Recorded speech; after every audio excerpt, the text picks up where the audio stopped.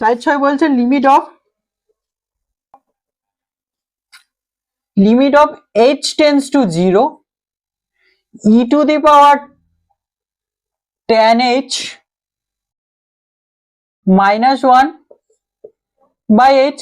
Same ভাবে আগের অঙ্কের মতোই দিয়েছে এই অঙ্কটা, শুধু সাইনের জায়গায় tan দিয়েছে। তো আমরা কি জানি, যদি h টেন্স টু 0 হয় তাহলে tan 0 এর মানও তো 0, তাহলে tan h টেন্স টু 0ই হবে। তাহলে এখানে পুট করতে হবে। So limit of h tends to 0 e to the power tan h minus 1 by নিচে কি হয়ে যাবে, tan h আনতে হবে, tan h আনছি, তো উপরে তাহলে tan h লিখতে হবে, tan h বাই h।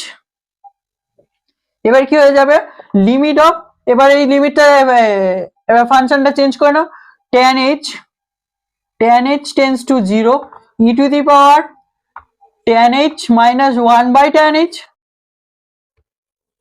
এবার মাল্টিপ্লাই হয়ে যায়, সো কি হয়ে যাবে, limit of h tends to 0 tan h by h। এটার ভ্যালু 1 হয়, এটাও ফর্মুলা অনুযায়ী 1 হয়, সো এই আলটিমেটলি অ্যান্সারটা 1 হয়ে যাবে।